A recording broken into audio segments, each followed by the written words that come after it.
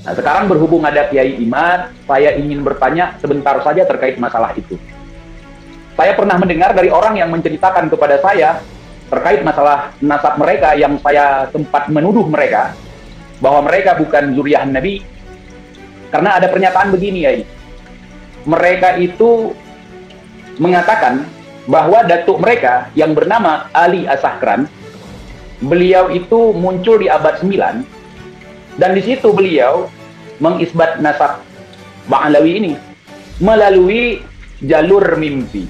Apakah Kiai Imad selama ini menemukan akan hal itu, atau memang mereka punya jalur yaqdatan bersama Rasulullah gitu? Karena kan mereka selalu begitu, bisa ketemu dengan Rasulullah tapi nggak ada yang jadi ahli hadis, nggak ada yang jadi perawi hadis. Jadi silahkan Kiai, saya udah banyak ngomong nih. Baik, Bung PJ. Ya, memang itu saya pertama kali bicara tentang nasab itu ketika awal daripada Sayyidina Syekh Abdul Qadir Al-Jilani radhiyallahu anhu di sebuah acara Majelis Wakil Cabang Nahdlatul Ulama di Kecamatan Tiga Raksa. Itulah awal mula saya berceramah tentang nasab, tapi belum bicara tentang Ba'alwi, tapi masih bicara secara umum bahwa apabila sebuah klaim nasab itu tidak bisa dibuktikan dengan kitab-kitab nasab dan DNA, maka patut diduga bahwa nasab-nasab itu adalah nasab palsu. Itu 2022, yaitu bulan November. Saya itu berkesimpulan tentang tesis itu bulan Oktober. Sebelumnya adalah orang yang sama lah, Husnudzon seperti yang lainnya, tetapi mungkin saya lebih mempunyai kedekatan dengan para habaib daripada banyak kiai-kiai yang memang dari dulu tidak ada hubungan. Di Banten ini sangat jarang kiai-kiai yang berhubungan dengan habaib, tidak seperti di daerah-daerah lainnya. Tetapi memang saya salah satu orang yang banyak berhubungan dengan habaib dari dulu. Itu memang pertama kali bicara nasab di Tiga Raksa itu di acara PMCNU. Kemudian terkait dengan apakah nasab Ba'alawi ini diisbat oleh mimpi pada abad 9, yang saya lihat dari kitab Al-Burqatul Musyiqah adalah kitab yang ditulis secara secara epistemologis dalam bidang tasawuf. Di dalam kitab Al-Burqatul Musyiqah Ali As-Sakran 895 Hijriah itu menulis silsilahnya, tetapi juga ditambah dengan kisah-kisah khurafat seperti tentang bahwa seseorang bermimpi bertemu dengan Rasulullah, bahwa dalam mimpinya aku titipkan di Tarim ini adalah titipanku. Siapa orang yang mencintainya maka dia mencintaiku, siapa yang membencinya maka dia adalah membenciku. Yang dimaksud titipan itu Ba'alawi. Jadi selain mereka itu membuat klaim nasab melalui kitab, mereka juga membuburi klaim-klaim itu dengan cerita-cerita khurafat, cerita-cerita spiritual yang mungkin akan bisa menarik banyak orang-orang awam di situ. Ya, itu yang intinya dongeng ya. Dongeng. Dibumbuin dongeng gitu. Baik. Berarti memang apa yang pernah saya dengar dari seseorang terkait masalah isbat pertama nasab mereka di abad 9 itu berbau-bau khurafat ya. Nah, dicampur dengan cerita-cerita dongeng, dikemas, dibumbui, dipakein topping sehingga menarik. Sama seperti kuburan. Jadi cerita itu yang saya perhatikan, Yai, itu hampir sama cerita mereka semua. Dan sekarang pun mereka ketika ngamen di panggung-panggung, mereka tetap membawa cerita itu. Datuk mereka umur 7 tahun mengimami sholat, bahkan dalam satu rakaat bisa menghatamkan Al-Quran, dan itu mustahil. Kalaupun ada imam seperti itu, maka imam itu harus ditegur.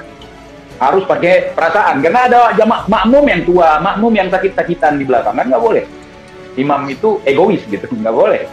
Menurut yang diajarkan oleh guru-guru kita di Aceh gitu. Walaupun suara kita bagus, walaupun kita fit, itu kita harus pikirkan makmum kita di belakang.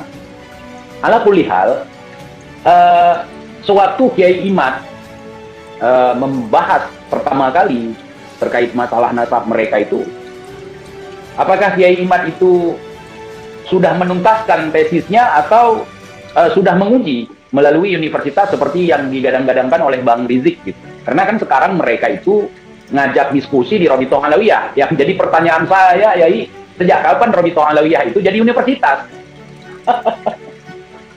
Jadi mereka bilang tesisnya itu tidak bisa dikatakan tesis atau dilabelkan sebagai tesis kandang kebo karena belum diuji universitas. Nah, kemarin ketika Kiai Imad diundang ke Robitoh Alawiyah, Kiai Imad nggak mau datang, mereka klaim bahwa Kiai Imad Al-Kaburi. Sedangkan menurut akal sehat saya, Robitoh Alawiyah kan bukan universitas. Nah, jadi Kiai Imad kemarin dituduh sebagai orang yang membuat tesis di kandang kebo, kok sekarang malah nguji tesisnya di kandang kambing. Dan saya nggak setuju seperti itu. Saya nggak setuju kalau Kiai Imad datang ke Robitoh itu karena nggak ada hasilnya, karena bukan universitas. Maaf cakap, seperti itu menurut pemikiran saya. Apakah sekarang ada yang coba melobi Kiai Imad di belakang layar atau bagaimana, Kiai? Ya, tesis itu ada tesis akademis untuk menjadi syarat seseorang meraih gelar S2. Seperti Betul. saya ini S2-nya itu bidang ilmu tafsir dan hadis di Institut Ilmu Al-Quran di Jakarta. Tesis saya, tesis akademis untuk meraih itu tentang Syekh Nawawi wa Kitabuhu Marah Labid, yaitu tentang tafsirnya Syekh Nawawi Tanara yang bernama Tafsir Marah Labid. Nah, itu namanya tesis akademis untuk meraih gelar S2, Master of Art atau Master Agama kalau di Institut Ilmu Al-Quran Jakarta. Ada lagi tesis filsafat, yaitu filsafat dialektika Hegel, di mana ada yang namanya tesis, sebuah kesimpulan, proposisi yang ilmiah, yang berbasis dengan langkah-langkah ilmiah, pengumpulan data, kemudian pengolahan data, kemudian analisa data, dan kemudian sajian data daripada apa yang telah kita teliti. Nah, itu adalah tesis dalam arti filsafat, sebuah proposisi. Kalau dalam ilmu filsafat Islam itu disebut dengan qadiyah atau bisa disebut dengan khabar. Nah, ini karena sebuah tesis yang dimaksud oleh banyak orang itu bahwa ini tesis, itu maksudnya karena orang-orang itu orang-orang cerdas semua.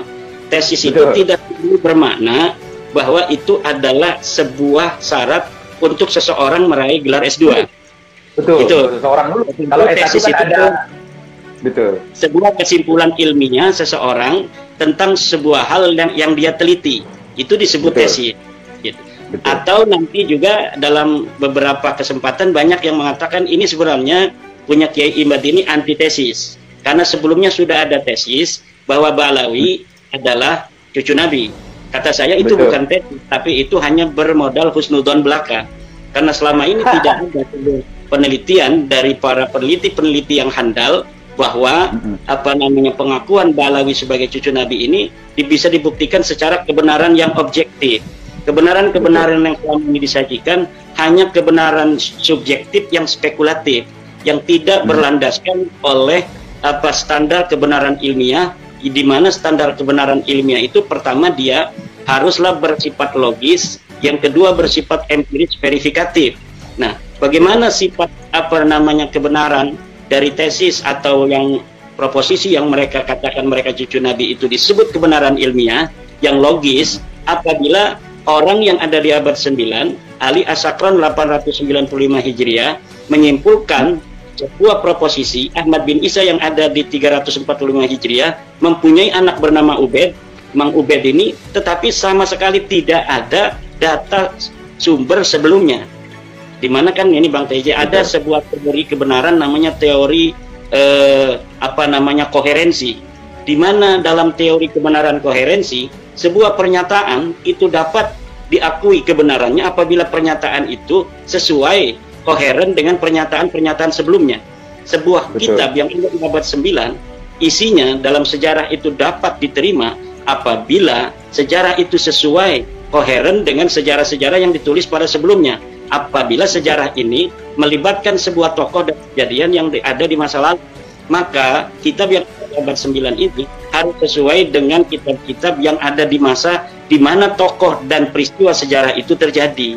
Sementara Nasab Ba'alawi ini ditulis di abad 9, orangnya ada di abad keempat 345 Hijriah, tanpa ada koherensi, tanpa ada tangga-tangga di mana referensi